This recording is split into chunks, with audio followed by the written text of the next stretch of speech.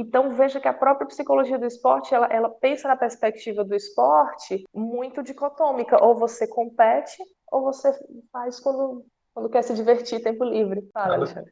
Deixa eu trocar uma figurinha contigo Uhum. aqui.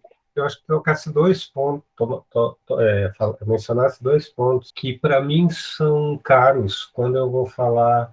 Eu estou dando mini curso agora e ontem aconteceu isso quando eu vou falar sobre arte marcial. Ontem o meu tema era que é a arte marcial. E a minha proposta para os guris era fazer um exercício de definição de arte marcial. Eu disse, olha, eu não vou esgotar a questão. Eu quero mostrar para vocês é um tipo de estratégia muito tradicional no trabalho filosófico de definir um conceito. E definir não é assim para dizer o que não é, e isso não é arte marcial, então. Não, não, é só para a gente entender, tornar salientes certas características que às vezes estão encobertas por visão do senso comum, por isso, por aquilo. E assim, sem entrar na discussão aqui, eu sempre lembro assim, e foi o que eu fiz, né?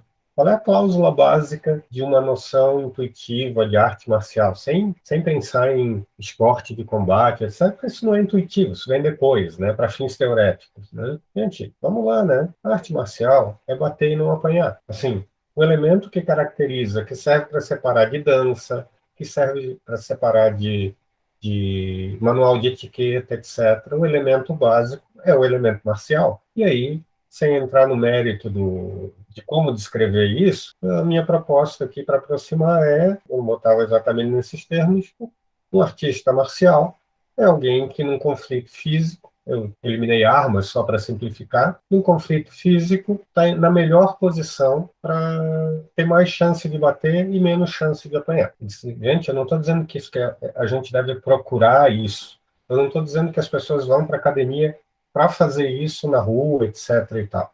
Eu estou falando da característica básica do esporte. E aí, primeiro ponto, né? Tu fala dos mestres de Okinawa e do choque com a nossa cultura do karatê, por exemplo, que é a japonesa, né? Não é exatamente a de Okinawa, né? E aí a gente coloca um monte de camadas de cultura. Não, tem que usar o kimono e tem que tratar o kimono assim, direitinho, etc. Aí vai para Okinawa, os caras estão lá de sunga, porque são trabalhador rural no fim do dia, né? Não, tem que ter cumprimento inicial, tem que ter. Aí tu vai para Okinawa, tá treinando no pátio da casa do cara, né? Não tem cumprimento, não tem nem dojo, né? Não tem Não tudo. tem. Né? Você treina na casa, o dojo é na casa do mestre. São outras relações, e aí tu para e diz, pô, fiquei brigando esse tempo todo, fiquei discutindo com um monte de gente, dizendo, o verdadeiro karatê, eu estou falando karatê porque o verdadeiro jiu-jitsu, o verdadeiro judô, e quando a gente volta tem um monte de experiência. E, por exemplo, obviamente é karatê, vai dizer que Okinawa não é karatê, né? Obviamente é karatê, se alguma coisa não é karatê, é a do Japão e não a de Okinawa, as duas são, mas né? E que não bate com a cultura. Né? E aí, eu acho que essa que eu chamava lá da cláusula, uma cláusula de base, né? Cláusula de dano, eu chamo assim, eu acho que ajuda a pensar no que tu está falando das categorias que as disciplinas, educação física, etc., aplicam a coisa. Eu sou um cara que treino todo dia, voltei agora. Tá? E sempre treinei todo dia, sempre que deu. No meu caso, como não me é mais possível, nada, eu não aumento mais meu desempenho. Eu só diminuo o meu desempenho. Só que, ainda assim, isso é diferente do futebol da sexta-feira. E eu acho que, assim, só para pensar, eu acho que é exatamente o elemento marcial que constitui um tipo de diferença. Eu vou lutar com alguém e o que eu quero é bater e não apanhar. Claro, eu entendo quais são as características disso para mim hoje. Eu entendo, por exemplo, quando eu vou lutar, e hoje eu tenho feito isso, eu pego um faixa branca, um faixa azul magrinho, eu entendo que eu não quero bater no guri, eu quero treinar com ele, mas eu sei que ele quer bater em mim. Não, eu sei que ele não quer bater em mim, mas eu sei que ele quer me finalizar, e eu não quero. Tem um elemento de marcialidade primitivo ali, né? Então, assim, não é exatamente um esporte. É um esporte, né? É um esporte porque ninguém vai morrer, porque tem regra, porque tá estilizado, mas é uma luta também, né? Quando eu vou treinar com alguém que eu não gosto muito, eu tive um cara toda vez que eu treinava com esse cara, eu fazia duas coisas. Eu treinava no meu máximo, mas fazendo cara de quem não está fazendo força nenhuma. Eu estava brigando com o cara. Comparado com os meus outros rolas, eu estava brigando. Eu acho que esse elemento de marcialidade assim ajuda você a ficar tona para lembrar, ó, é esporte, mas não é só esporte, né? É luta estilizada, mas assim, tá embutida ali a possibilidade de ser luta um pouco mais para valer. Se tu não gostar do cara, né? A gente sabe disso, né? Começa a treinar pela pegada do cara, tu já sabe, vai ser um pouco mais, mas vamos elevar o nível, né? Acho que importar categoria não funciona bem, né? Porque futebol não é marcial. Eu jogo futebol marcialmente, eu não sei brincar de futebol. Só que eu jogo para ganhar, não no sentido de. Mas eu brinco, assim, o futebol é a simulação da guerra, estou numa guerra. Só que daí qual é o problema? Eu não consigo jogar em muitos lugares. Não consigo jogar porque o cara lá tá a fim de brincar. Eu digo, porra, vai tomar naquele lugar, a gente tá aqui para jogar. Só que o jogar é diferente, né? No ambiente marcial, isso está acordado, né? O tempo todo. A gente tá lá numa guerra, mesmo que adulto, é velho, é isso, é aquilo, né? Mas só para pensar um pouquinho, só para guardar um pouquinho. Não, dá, e eu acho que isso chega no ponto, que era mais ou menos agora onde eu ia chegar, que é no texto, né, que foi o texto da Folha que surgiu como base para a gente estar discutindo isso aqui, que assim, quando você traz exemplo do futebol, foi como eu falei, você normalmente tem duas estratégias, ou você vai para o futebol que você vai levar a sério porque você é um atleta, ou então você vai jogar com seus amigos. Quando você tem arte marcial, tem muita coisa em jogo, né? Eu achei muito legal essa tua retomada da questão da marcialidade. Isso faz, né, me lembra, por exemplo, o pessoal de Okinawa, que não tem o karatê como uma perspectiva. Todos eles têm suas profissões, isso é muito interessante, né? Então, o cara que é dono do dojo, ele não vive do karatê.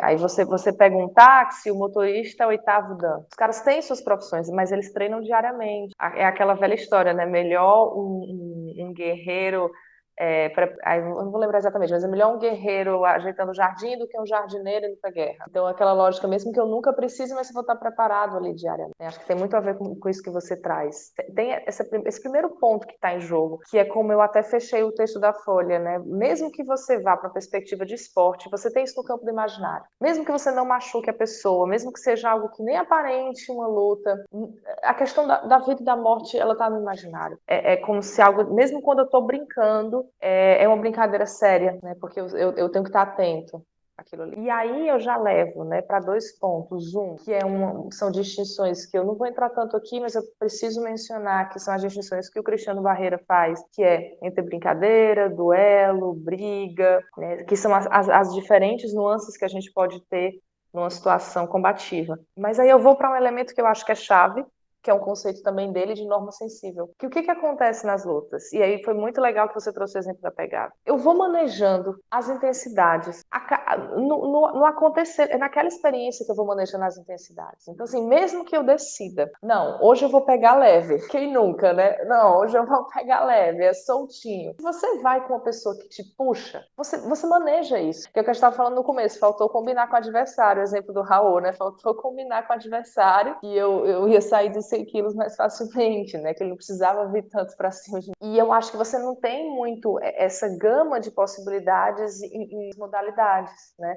Então você pode lutar com aspecto mais competitivo, né? Prestando atenção aos pontos, prestando atenção ao cronômetro, né? Você pode fazer um treino quase um acerto de contas ali, né? Você pode fazer um treino mais solto de brincadeira, você pode fazer um treino mais sério técnico, que você quer melhorar especificamente aquela técnica, você pode fazer um treino que acaba sendo uma briga mesmo depois. Então, assim, você tem uma gama muito grande de jogar com essa coisa da marcialidade, né, do imaginário. E eu acho que quando você vai para o esporte, te rouba muita coisa disso, porque você vai ficar atento ao fenômeno esportivo, porque tem uma questão fundamental que é, quando a gente está falando da norma sensível, a gente não está falando de uma norma que seja a priori daquela experiência. Isso muda tudo, porque quando a gente está falando de esporte, todas as regras são estabelecidas a prioristicamente. Se eu vou competir, eu já sei quais são as regras, eu já sei o que está em jogo e eu treino dentro daquela estrutura, dentro daqueles moldes, né? Então eu volto para minha experiência com o karatê. Eu precisei adaptar o tipo de luta que eu fazia. Olha, não pode ser tão livre assim. Se você quiser competir, é desse jeito. Tem que usar esses protetores, tem que atentar a essas regras. Quando eu não estou no contexto esportivo, que eu vou me pautar no quê? Aí não tem regra nenhuma?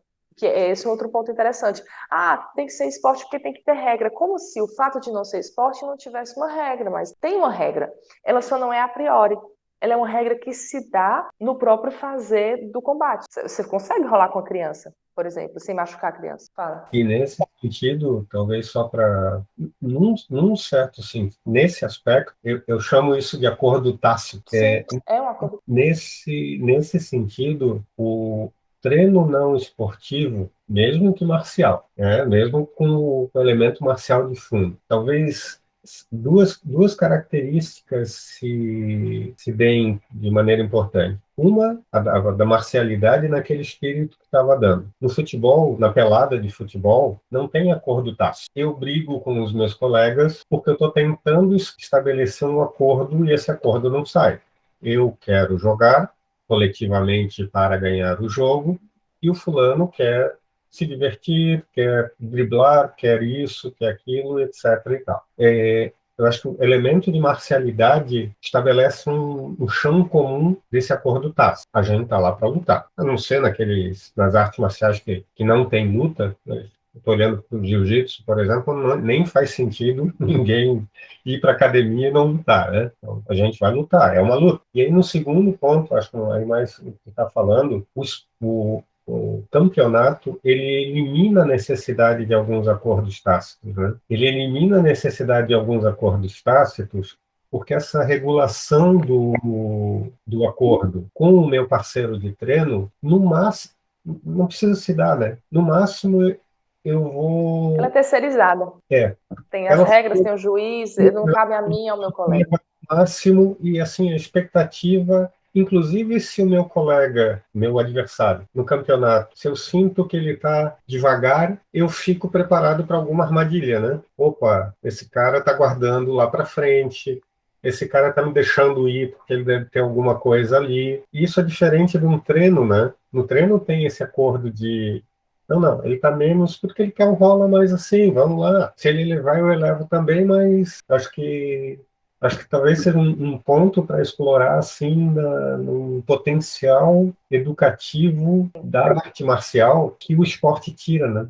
Sem Que é o dúvida. tempo todo, né? Isso tira, né? Ou diminui o elemento desse acordo tácito. Talvez seja muito educativo, né? Para muita coisa da vida, né? E, inclusive, assim, se a gente quer pensar em diversidade, esse para mim é o ponto-chave.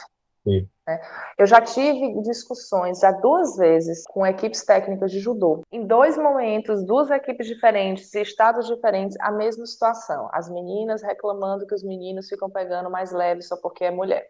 Aí a primeira vez que eu entrei nessa discussão com o técnico olha para mim e falou assim: Ah, mas essa menina não tem tanta força, é só perceber pela pegada. Aí eu trouxe para ele: se você percebe pela pegada, então a questão não é de gênero, a questão é da pegada. Então vamos trabalhar então, apurar um pouco melhor essa percepção da pegada para manejar a luta, não é? Porque assim a gente é mais justo. As mulheres são todas iguais? Não. Vão ter mulheres que vão ser mais fortes, mulheres vão ser mais fracas. Vão ter homens que vão ser mais franzinos, homens que vão ser mais fortes. Então, assim, a gente tem, principalmente nas lutas de agarre, né? Porque numa luta de percussão é mais complicado você fazer esse manejo de intensidade.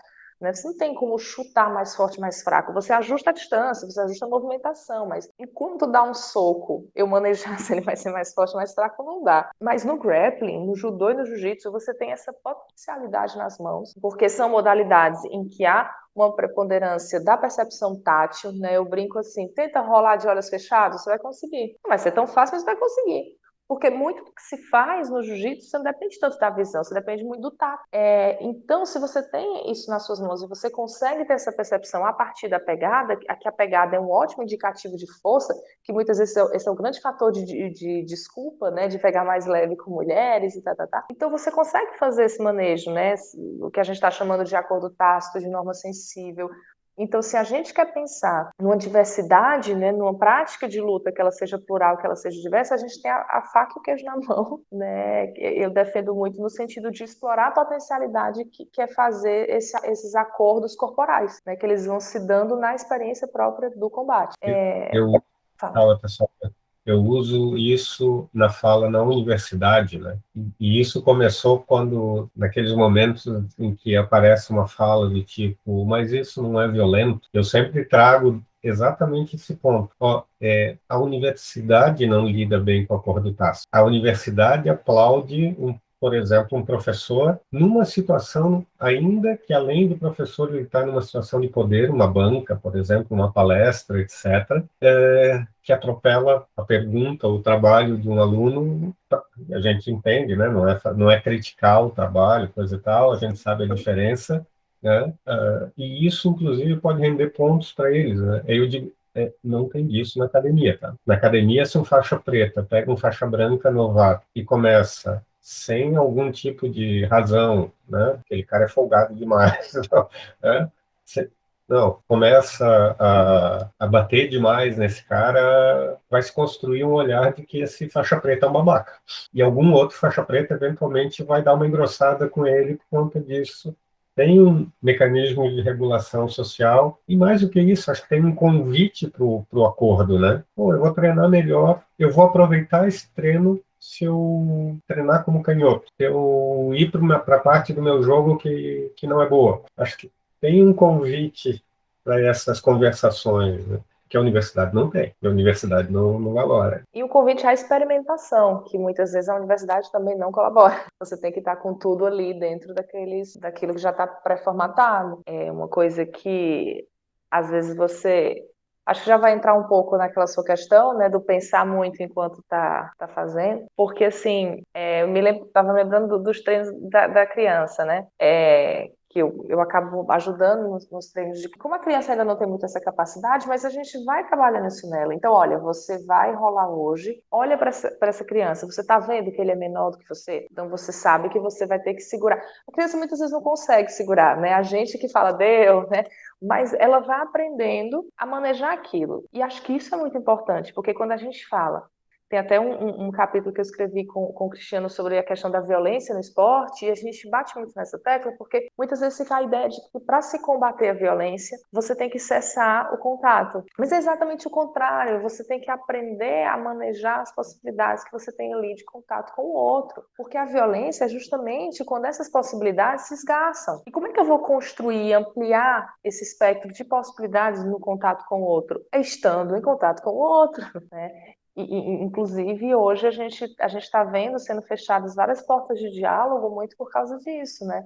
Em nome de uma não violência, você encerra o diálogo, e aí ninguém dialoga e a gente está perdendo cada vez mais a habilidade do confronto de ideias. A gente vai para o lado pessoal, a gente vai... Por que que a gente leva para o lado pessoal? Por que que a gente apela para... Porque a gente está perdendo a habilidade de ter argumento. Então, isso é uma questão que a gente trouxe no texto, que é assim, a gente entende a violência, claro que a gente tem N conceitos para violência, né? Mas a gente entende violência como aquele momento em que você já não olha para o outro como outra pessoa, mas como um objeto. Então, não interessa mais se eu vou machucar a pessoa, se ela vai morrer e que a brincadeira acabe, no caso da criança, né? Aquilo é um objeto e tchau. Deve ser aniquilado. Eu me esqueço que eu tenho uma possibilidade de diálogo, mesmo que seja através do corpo, com aquela pessoa. Deixo de ver aquele outro como uma pessoa. O que é difícil, porque aí se a gente entrar nas discussões de alteridade, né, aí já entra no outro espectro, porque a própria presença do outro ela é muito assustadora, né? A presença do outro me desacomoda, o outro não precisa falar nada, né? Se eu reconheço, aí é uma perspectiva bem levinasiana, né? Se eu reconheço ali um outro, sou afetada, eu já tenho vergonha, eu já me mobilizo de alguma forma para isso. Mas eu preciso reconhecer que há um outro ali, porque se eu olhar para aquele outro como objeto, a minha relação já muda completamente. E a violência só é possível de ser pensada nesse aspecto, quando eu já não importa mais, já não é mais do meu interesse estar em contato com o outro, né? Então, a gente vai falando de todos esses acordos tácitos, mas é muito difícil, né? Porque, principalmente, eu acho, o Alexandre é filósofo, eu sou psicóloga, então acho que são áreas que a gente está sempre tendo que pensar muito. E quando eu decidi fazer essa pesquisa, a primeira parte não foi tão difícil, né? Que foi aquela parte que eu falei do mapeamento. Então, eu mapeei 3 lutas na Coreia do Sul, que foi o Taekyon, o Taekwondo e o Seong, que é um wrestling coreano, e a Galhofa aqui em Portugal, que é um wrestling, uma luta de agarre tradicional. Estava previsto para eu visitar a Espanha e fazer algumas lutas na Espanha, mas aí chegou a pandemia e aí parou tudo, enfim. Então eu estou vivendo de análise dos dados coletados, né, E da parte 2 do projeto, que era essa de elaborar estratégias metodológicas, eu escolhi, como eu já estava treinando mais o jiu-jitsu, fazer isso com o jiu-jitsu. Então mantive, e aí eu comecei a fazer um planejamento muito rígido, porque se eu queria pensar em algo que pudesse melhorar a performance, eu precisava diminuir as variáveis disso. Então, eu passei um momento que eu treinava. Eu não faltava treino absolutamente. Hoje eu falto bem pouco, mas foi um momento que eu não faltava em hipótese alguma, porque eu me pesava todos os dias, eu tinha uma dieta que eu tinha que anotar tudo, né? Isso eu fui acompanhada, tá? Por nutricionista, preparador físico, então eu tinha os parâmetros fisiológicos para evitar overtraining, né? Era tudo muito arrumadinho para eu poder ter uma ideia maior dos impactos técnicos, táticos e psicológicos na minha performance, né? No meu desempenho. Então, eu comecei um pouco por aí. A gente tinha até começado a fazer uns vídeos, né? Principalmente uma sequência de movimentos de ida para as costas, para ver depois como a gente conseguiria fazer isso, essa melhoria de desempenho, de gesto técnico através de vídeos. Isso vai ficar para outro momento da vida, não deu para fazer. Mas só comentando com vocês que isso fez com que eu ficasse pensando o tempo inteiro no que eu estava fazendo. Então, eu tinha que preencher uma planilha enorme do Excel depois de todos os treinos. E eu treino ainda 6 vezes por semana, de 1 a 2 vezes por dia. Então, era o dia inteiro pensando nos treinos. Então, quando eu chegava para treinar, eu continuava pensando nos treinos. Então, é uma passagem muito que a gente tem que fazer, e aí eu comecei a dividir, né, o que eu chamo de uma consciência reflexiva e uma consciência pré-reflexiva, né, de pensar que a gente tem níveis de consciência. Como que a gente consegue fazer essa passagem? E aí, para falar disso, só para situar um pouco para o pessoal o que é que eu entendo como consciência, que esse é um conceito também bem problemático, e para isso eu vou beber das fontes, tanto da fenomenologia como das neurociências e das ciências cognitivas, né? Um pensamento bem interseção entre essas três,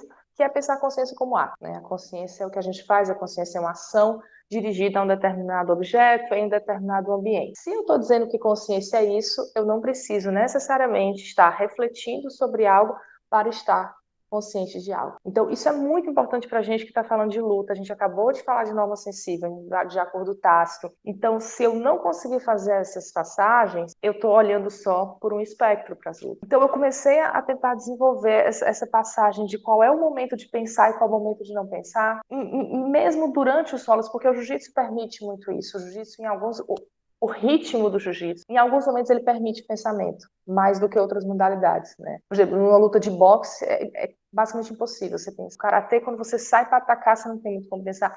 O jiu-jitsu, dependendo de com quem você esteja fazendo rola, você consegue ficar pensando durante o rola inteiro. Então, foi uma coisa muito de redesenhar a relação com a modalidade, né? E hoje em dia eu tenho tentado pensar, sempre quando eu começo a pensar em outras coisas, eu volto para uma ação, né? Então, aquela coisa, não, perna, olha para a perna, né? Olha para não ficar saindo dali, né? E esse processo de experimentação é muito difícil para a gente que vem desse olhar mais acadêmico, que parece que para experimentar a gente tem que pensar muito antes. Então, o que eu estou tentando fazer é exatamente o oposto, fazer e depois refletir sobre o que fez. E é interessante que mesmo agora, né, fechando esse projeto, começando a trabalhar com alguns atletas aos pouquinhos, eu tenho começado a levar isso para eles também. Como a gente faz isso? Cada um vai aprendendo a fazer do seu jeito. Mas eu acho que são passagens importantes que a gente precisa entender, porque senão, e voltando para o tema de hoje, né, a gente entende esse processo do que é lutar uma coisa muito mais fechada do que realmente é, porque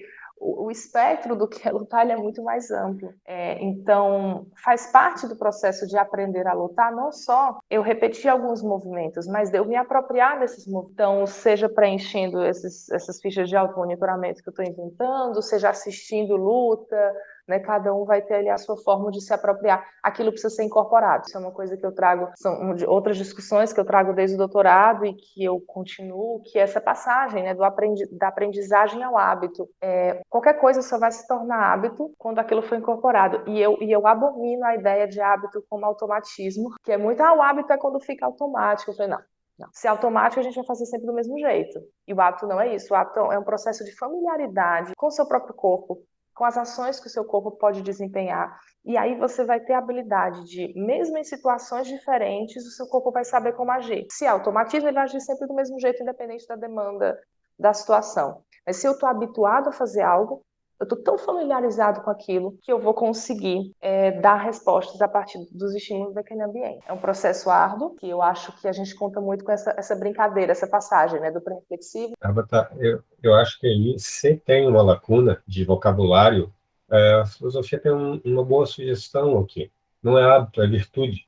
A gente pensa no conceito de virtude muito tipicamente como virtude intelectual moral, por conta do Aristóteles, mas a tradição de virtude, e na discussão, na minha discussão, inclusive, em epistemologia, no recorte mais contemporâneo, tem recuperado um conceito um pouco menos cognitivista de virtude, que está ligado exatamente à ideia de desempenho. Ser virtuoso é desempenhar bem, sendo um pouco grosseiro. E pega exatamente nesse ponto. Uma virtude não é um hábito. Uma virtude pode estar alimentada por hábito. Pode estar. E aí, até para ligar com o treino técnico do Gil, né, da parte técnica do Gil. Você repete sob certas condições padronizadas. Teu colega está ali, etc. e tal. Mas, claro, tu não faz aquilo na luta. Tu não faz aquilo na luta porque o colega está de outro jeito, porque tu está numa dinâmica que não é... Né? E aí talvez o conceito de virtude dê conta muito bem disso, né? Porque ele está acima do conceito de hábito. Ele, por exemplo, está ligado a coisas como escolher a ação, coisa que o conceito de hábito não pega, né? Exatamente o teu ponto. Alguém que é virtuoso num sentido de desempenho físico numa luta, por exemplo, é alguém que escolhe bem a ação. O que não quer dizer, não está implícito aí, que escolher bem a ação é resultado de reflexão. Não está implícito aí. Sim, sim. Está implícito aí que esse indivíduo está fazendo mais do que, por exemplo, repetir um movimento. Ele escolhe qual é o movimento, porque ele tem aquele outro, talvez todos eles ali postos como possibilidade física para ele por hábito, um treinamento repetitivo, mas ele, no mínimo, vai ter que escolher qual deles ele vai fazer. Talvez o conceito ajude aqui. Eu acho que é bem isso que você falou, a virtude como acima mesmo, porque o hábito eu vou estar habituado a um determinado movimento, a outro, mas eu vou ter que tomar uma decisão. Né? Exato. E é interessante pensar essa decisão de uma forma também não reflexiva, porque, de novo, outra coisa que eu não gosto que as pessoas falam, né? Ah, fez isso no reflexo. Fazer no reflexo é muito raro, né? Na maioria das vezes foi uma tomada de decisão rápida mesmo, é que a gente está acostumado a pensar a tomada de decisão como uma coisa que você reflete, pensa, pondera, mas boa parte das tomadas de decisão que a gente faz, elas são rápidas, elas têm a ver com hábito, com um processamento rápido daquilo que a gente percebe, a gente já se apropria e responde rapidamente. É uma questão evolutiva, né? Para a gente não precisar deliberar sobre tudo que a gente vai fazer. Então, a gente armazena. É importante, já pensou? Então, não tem como. Mas eu acho, também quando você falou, agora eu me lembrei de uma possibilidade muito bacana, de novo no jiu-jitsu, que e eu sempre percebi isso muito forte comparado ao karatê japonês que eu treinei, né? Que muitas vezes o professor está ali ensinando as posições. Eu acho que isso tem mudado, mas ainda falta mudar muito essa ideia de decorar a posição, né? Isso é uma coisa que eu vejo cada vez mais se tenta combater no jiu-jitsu, mas é algo que ainda é muito forte, né? Para muita gente, você decora a posição ao invés de entender o conceito. Mas mesmo decorando a posição, eu sempre vi, em todas as academias onde eu treinei, um respeito muito grande dos professores no sentido de, olha, eu faço a pegada desse jeito, mas se você quiser fazer desse jeito, você pode fazer. Funcionar, pode fazer, testa assim, testa assado, e você ter essa possibilidade de experimentação, que no karatê japonês era exatamente o oposto, é assim, pronto. Ah, mas o meu corpo é diferente, o adversário é diferente, né? Porque você não repetiu. E aí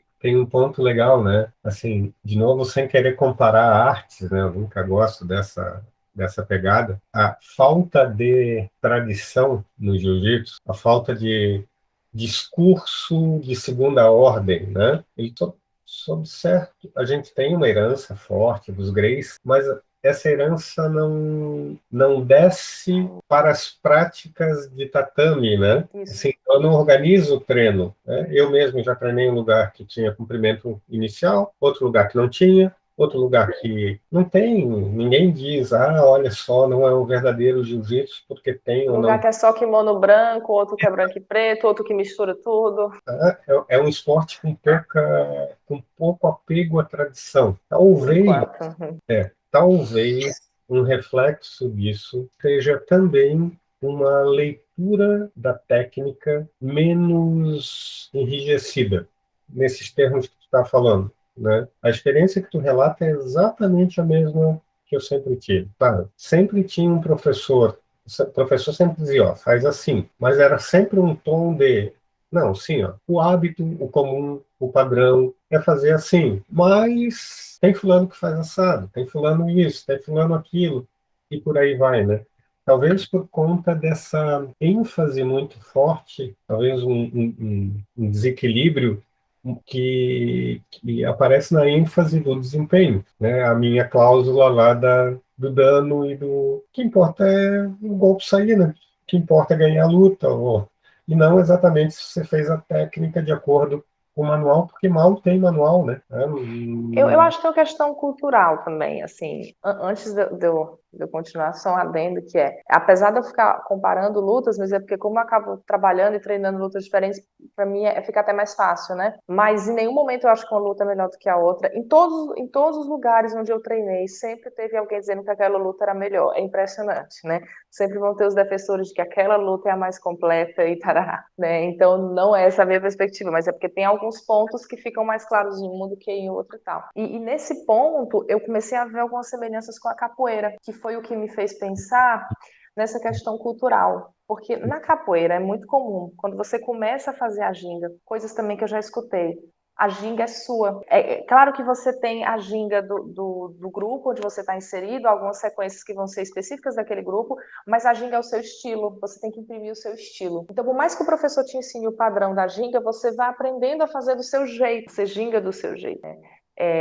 Então me chamou muita atenção eu ver um pouco isso que a gente está discutindo no jiu-jitsu, eu começar a ver também na capoeira. Uhum. Essa possibilidade de, olha, eu faço assim, mas se você faz assim também, não tem problema. É uma coisa impensável para o karatê, para o judô, para essas perspectivas mais fechadas, né? Faz sentido para o karatê de Okinawa, faz super sentido. Mas para essa perspectiva do budô, né, mais tradicional, impensável. Então, eu já até falei para um colega da capoeira que eu queria explorar mais essas aproximações aí com o jiu-jitsu, porque vira e mexe me dá um estalozinho, sabe?